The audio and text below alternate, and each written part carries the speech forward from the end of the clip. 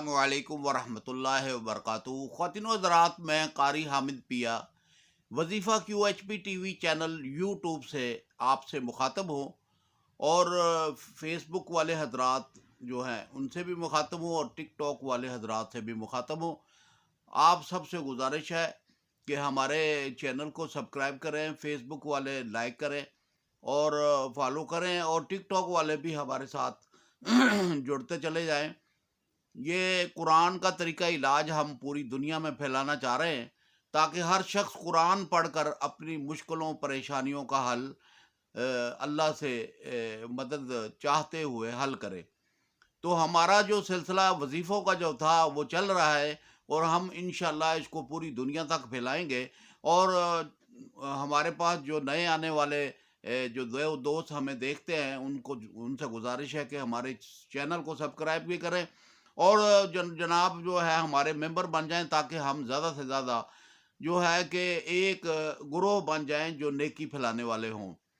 تو میں ایک مرتبہ حیدرآباد سندھ کے شاہی بازار سے گزر رہا تھا، میری جوتی ٹوٹ گئی، تو میں نے ایک موچی کی دکان پر گیا اور اسے کہا کہ یہ جوتی میری گانٹ لو، اور جناب علی کہ انہوں نے اس کو ٹانکا لگایا اور میں نے کہا کیا حالات ہیں آپ کے؟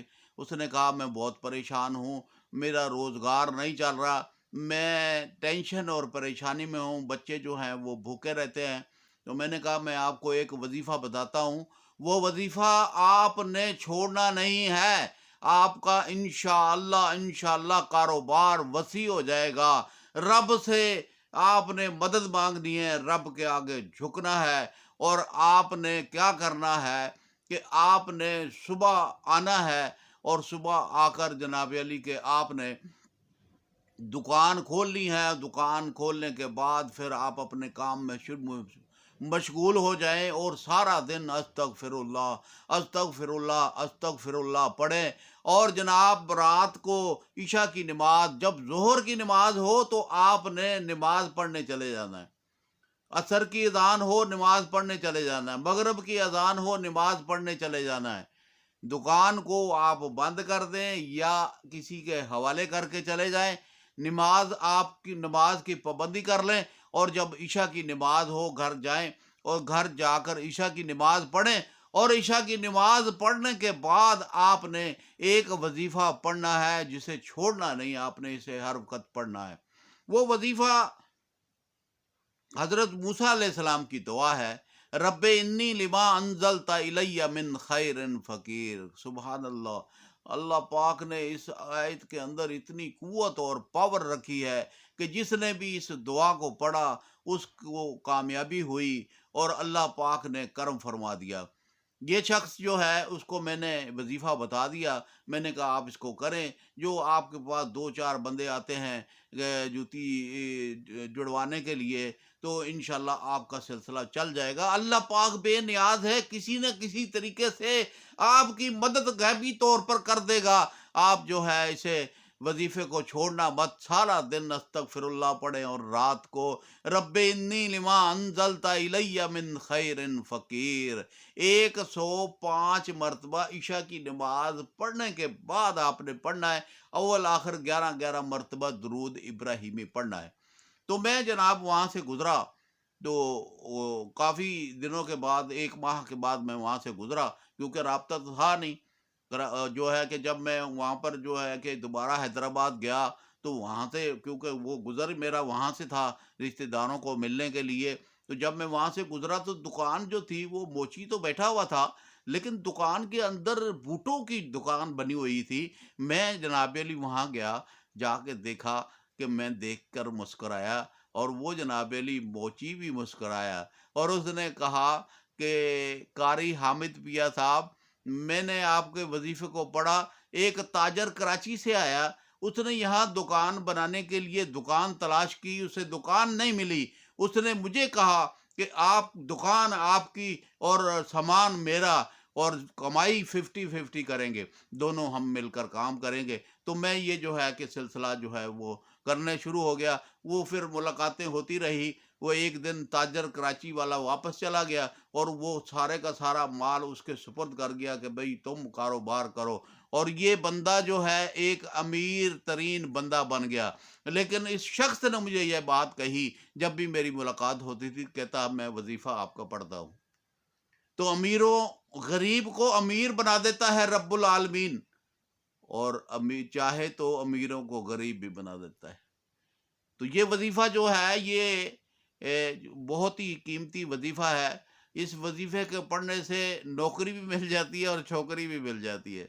موسیٰ علیہ السلام نے اس دعا کو جب پڑھا تھا تو آپ اس وقت آپ کی حالت کمزور تھی، اور جب رب سے مخاطب ہو کے کہا کہ رب انی لما انزلت الی من خیر فقیر، تو رب نے اس کو 4 چاند لگا دیے، رزق ہی رزق آنا شروع ہو گیا۔ تو جناب یہ ہے کہ اس وظیفے کی اتنی قوت اور پاور ہے کہ جس شخص کو بھی میں نے دیا اور اس نے یہ نہیں کہا کہ مجھے فائدہ نہیں ہوا۔ اور یہ کاروبار کے لیے آپ پڑھیں گے تو شادی کا بھی اللہ پاک انتظام کر دیتا ہے۔ جو لوگ کاروبار کی تلاش میں پھر رہے ہیں، جو لوگ جو ہے دکان کرنے کے چکر میں پڑے ہوئے ہیں، یا مثلا یہ ہے کہ بزنس کرنا چاہتے ہیں، ان کے کاموں میں رکاوٹ ہے، اور حسد اور کینہ کی وجہ سے لوگ نظر بد لگا دیتے ہیں، بندشیں کرا دیتے ہیں، تو آپ جو ہے نا اس وظیفے کو پڑھیں، ہر چیز کلیئر ہو جائے گی، رب العالمین مہربان ہو جائیں گے، وسیع سے وسیع کاروبار ہو جاتا ہے۔ اور جو حضرات جن کے کاروبار چل رہے ہیں وہ بھی اگر پڑھیں گے تو ان کے بھی کاروبار مزید وسیع ہو جائیں گے۔